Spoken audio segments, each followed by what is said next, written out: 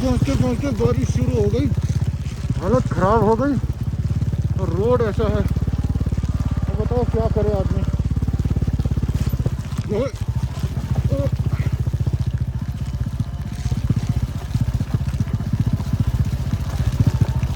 हमने सोचा था सूखे सूखे निकल जाएंगे, और पहले तो ये रोड, ऊपर से बारिश, बहुत बुरा हाल है। हाँ जब सेरा बताओ कांकरी जाने बाटो बस आज हेर्न त्यस्तो छ। हामीहरूले सोचेको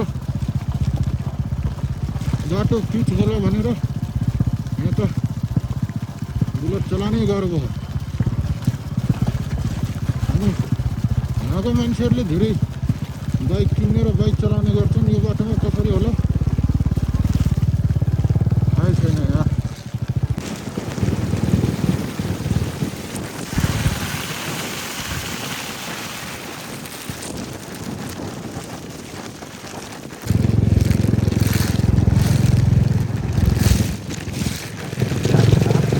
हामी हाम्रो खाबाङ बगर, यो हो खाबाङ बगर हजुर। मुख्यमा अब हजुरहरूले रुकुम जान्छ भने यहाँबाट दोमैबाट रुकुम जाने हुन्छ।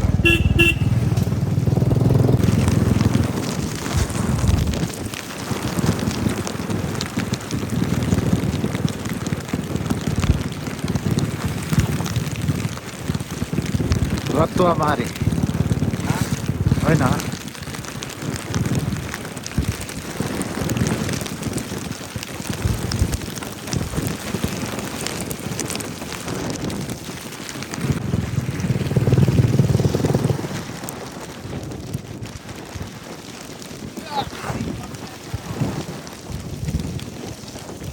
यो पुग्यो केटा यहाँ से जाते हैं अपने घर। हम जा रहे हैं रुकुम।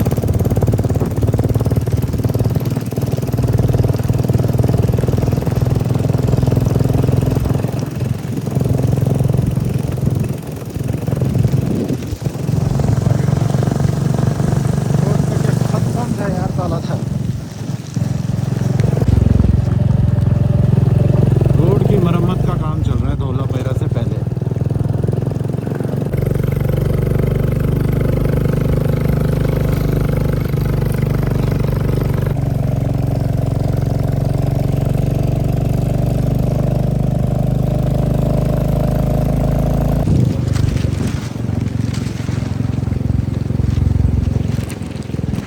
रुकुम का मौसम के हो, टिकटक पोइन्ट हो, किन रोकेको यहाँ?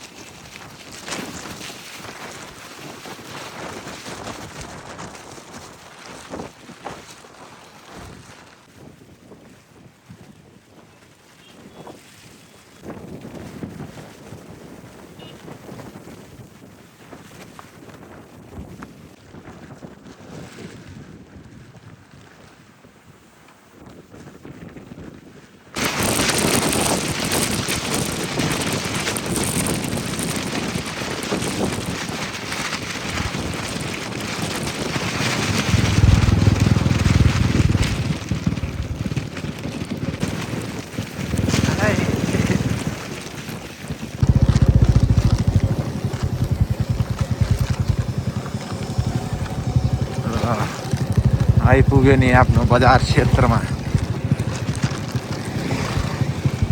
रुकुमको बजारा ए हजारा।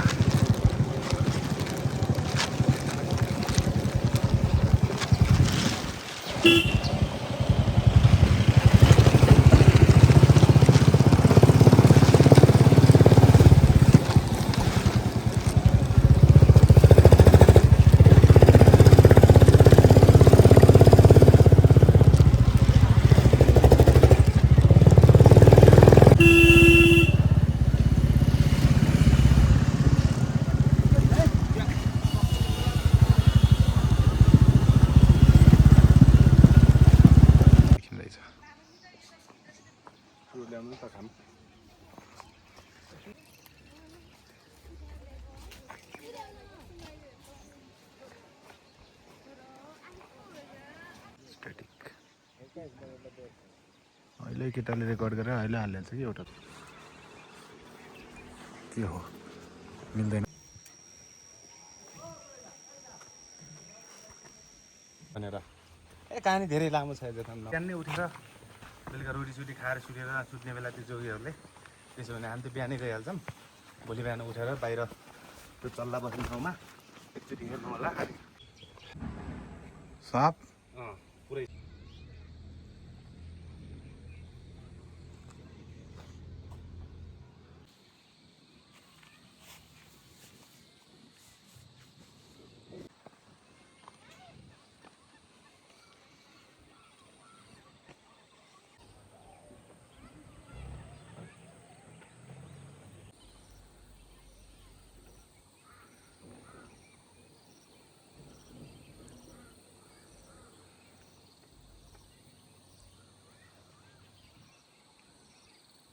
दर्शकों नमस्ते, गुड मॉर्निंग। स्वागत है आपका रुकुमपुर से। अभी मैं खड़ा हूँ रुकुमपुर कमल ताल में, जो कि यहाँ का बहुत ही फेमस अट्रैक्शन पॉइंट है। और अभी मेरी किस्मत इतनी अच्छी है कि इस जगह पर अब कमल खिलने लगे हैं, हरियाली आ चुकी है। तो एक बहुत ही पुराना ताल ये माना जाता है, कमल दो इसका नाम यहाँ पर रखा गया। वैसे इंटरनेट पे इसे कमल ताल कहते हैं और इसका ये है कि बहुत मान्यता है। वैसे इसके पीछे एकदम कथा भी है, अब वो कितना सच है कितना झूठ वो मुझे नहीं पता, बट कहते हैं कि बहुत साल पहले, यहाँ हज़ारों साल पहले एक बूढ़ा बूढ़ी ऊपर रहते थे। यहाँ पर एक गांव था और जब यहाँ पर पाप बढ़ने लगा या फिर अधर्म की चीज़ें होने लगी तो फिर देवता ने खुद प्रकट होकर उन बूढ़ा बूढ़ी के घर पर गए और उनसे कुछ खाने को मांगा। और उन बूढ़ा बूढ़ी के पास कुछ खाने को देने को नहीं था, तो उन्होंने उन्हें बस एक रोटी बनाकर खिलाई। और उसके बाद देवता ने कहा कि ठीक है, अब कल सुबह तुम उठ के यहाँ पे देखना के बनेको थियो चल्लाखोरमा हेर्नु के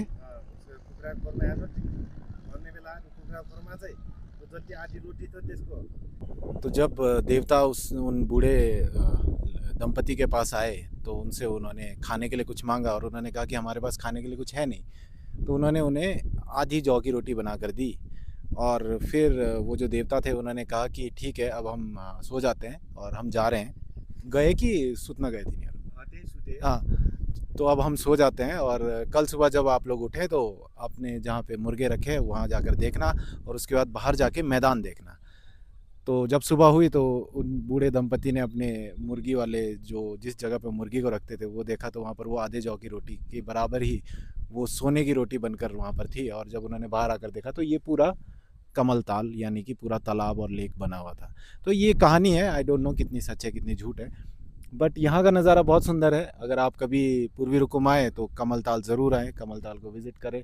यहाँ पर बेसिकली बाद में जब सर्दियाँ होती है तो कमल के पौधों की जड़ें निकालने का काम भी होता है।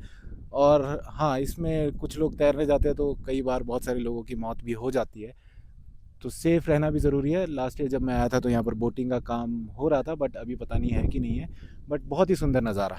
तो अगर रुकुमपुर आए तो कमल ताल ज़रूर आए और कमेंट में बताएं कि किस किस ने कमल ताल देखा हुआ है।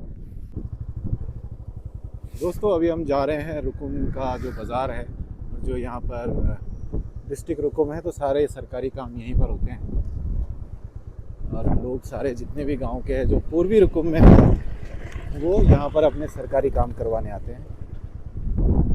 छोटी सी मार्केट है पहाड़ों के बीच में, लेकिन यहाँ पर मैक्सिमम सरकारी काम यहीं किए जाते हैं। अब देखिए रुकुमपुर का ये बाज़ार, यहाँ से काठमांडू के लिए और विभिन्न जितने भी गांव है वहाँ के लिए गाड़ियाँ और बसें निकलती है। एक तरीके से देखा जाए तो ये एक सेंटर पॉइंट है जहाँ से सारे काम करवाए जाते हैं। और अभी हम फ़िलहाल जो जा रहे हैं रूम पर, ताकि वहाँ से हम सामान पैक करें और फिर निकल जाए।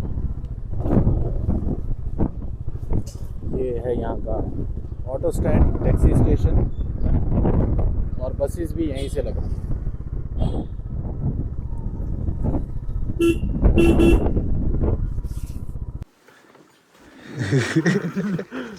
बना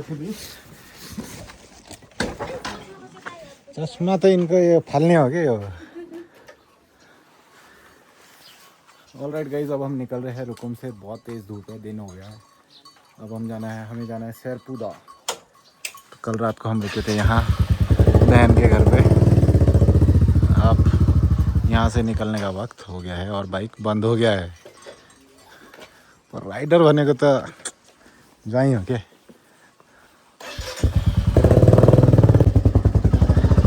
चलिए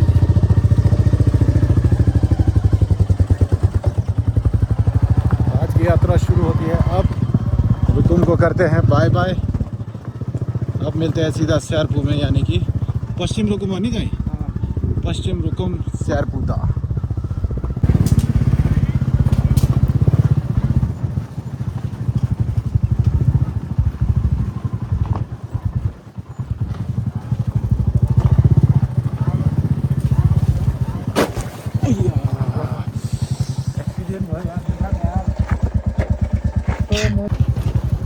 शेरपुता जाने के लिए यहाँ से एक शॉर्टकट है जो रुकुम से कट होता है शेरपुता पश्चिम रुकुम के लिए। तो रोड की हालत उसकी भी है कुछ खराब ही है।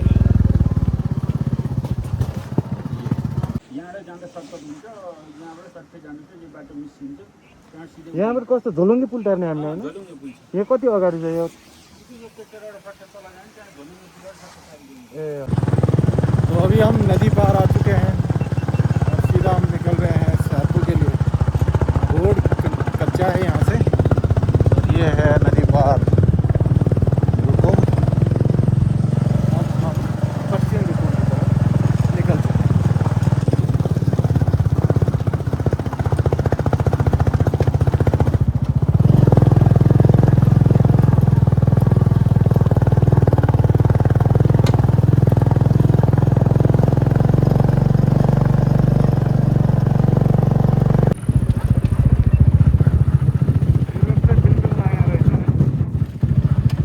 भने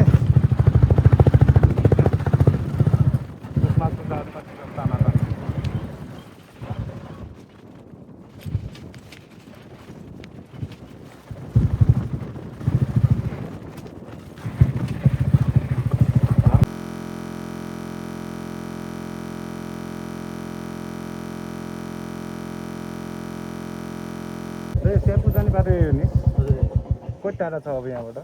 कति होला, कति किलोमिटर जति होला? 60 किलोमिटर होला नि। कति किलोमिटर? 60 किलोमिटर होला यहाँबाट 8-10 त्यस्तो हजुर डाइरेक्ट जान्छ कि उता तल माथि कतै हिँड्नुपर्छ अगाडि? यो अगाडि छिप्रा माथि जान्छ नि, माथिबाट यहाँ माथिबाट सिधै जान्छ। यो गाउँको माथिबाट? यहाँबाट सिधै जान्छ। हजुर कुनाखेत भन्ने कुनाखेत छिप्राबाट जान्छ माथिबाट बाहिरबाट जान्छ माथि सिलगढी जान्छ माथि। यो गाउँदेखि उतापट्टि एउटा खोला चौकी छ नि, चौकी चौकी काटेर पर जानेबाट डाँडातिर दोकान छ। दुईवटा रोड यस्तै रहेछन्। उत्तर माथि हो, यो माथि रोडमा जानु होला। यहाँ माथि त जाने नि।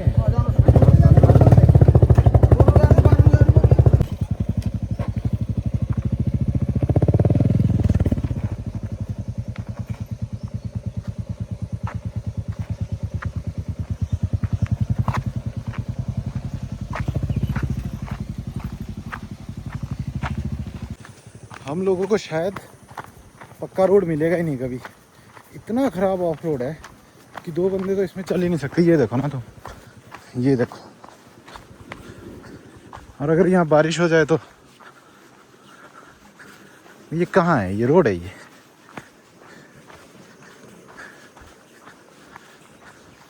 क्या करें यार, मौसम भी अब थोड़ा ऐसे लग रहा है कि बारिश ना हो जाए,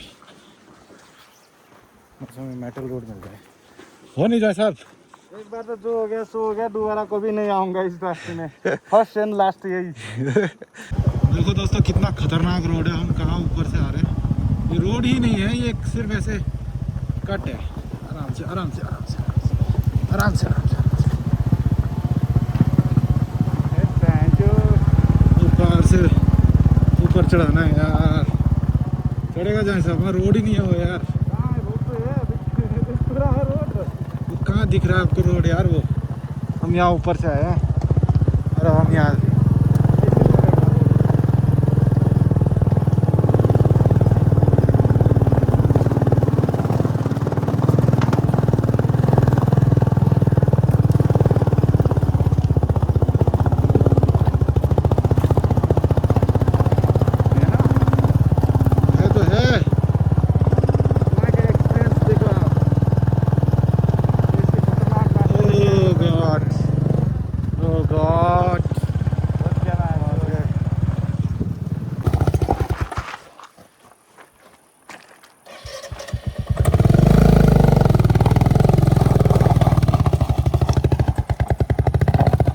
भाई गिरते गिरते बच गए।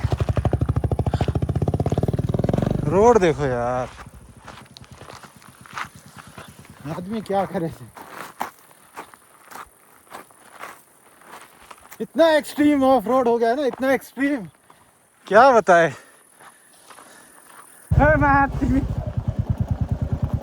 यही हो बाटो छैन त तलबाट होला बाटो।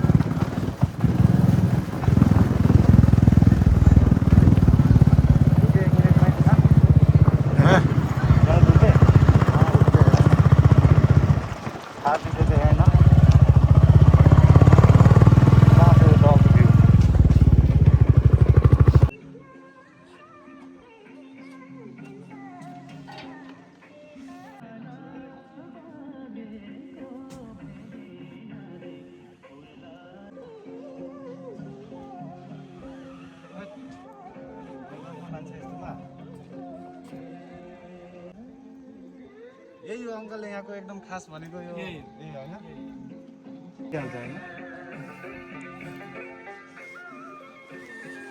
पुरै यहाँ माथिसम्म। उठ्या हेर्नु पनि बारी देख।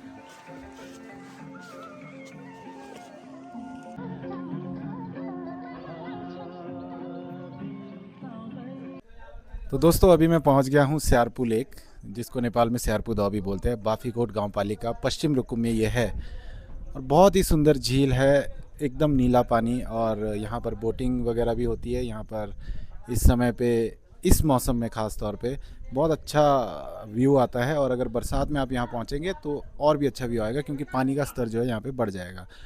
अब ये जो पश्चिम रुकुम में जगह है, इसका जो रोड है वो काफ़ी ख़राब है इस टाइम पे। अगर हम रुकुम कोट से आते हैं शॉर्टकट से, तो इसके लिए आपको एक लॉन्ग रूट लेना पड़ेगा, जिसमें आप पश्चिम रुकुम में एंटर होंगे और आप यहाँ आ सकते हैं। यहाँ से नज़ारे बहुत सुंदर हैं, बोटिंग आप कर सकते हैं, फ़ोटोज़ आप ले सकते हैं यहाँ पर, और बैठने की भी अच्छी व्यवस्था है, खाना पीना आपको यहाँ मिलेगा। एंड यहाँ से आप सीधा पश्चिम रुकुम निकलेंगे सोलाबांग, जिसके लिए आपको एक रोड कनेक्टेड है, और वो भी अच्छी रोड है, जिसके अगर आप पोखरा से या फिर नीचे दांग की तरफ से आ रहे हैं तो आप पश्चिम रुकुम होते हुए यहाँ पर पहुँच सकते हैं। और वैसे भी ये रुकुम की बहुत जानी मानी लेक्स में से एक है। इससे पहले मैंने आपको रुकुम दौ दिखाया, अभी ये स्यारपू दौ के आप मज़े लीजिए।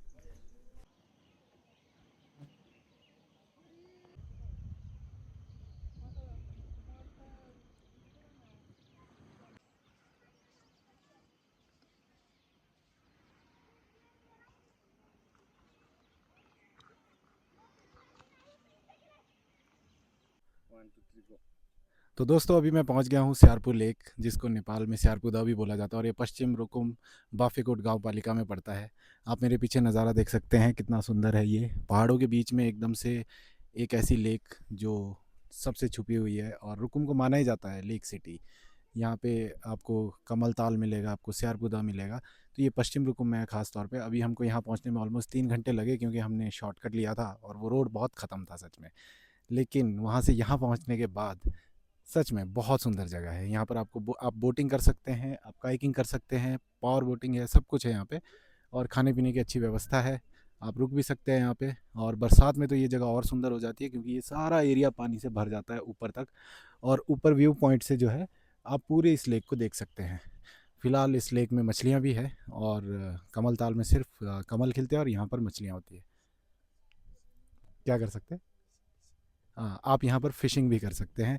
और इसके पीछे भी एक दंत कथा है, आई डोंट नो, मुझे नहीं पता उसके बारे में, बट मैं पता करने की कोशिश करूँगा अगर मुझे पता चलेगा तो। फ़िलहाल आप एंजॉय करिए स्यारपू दौ।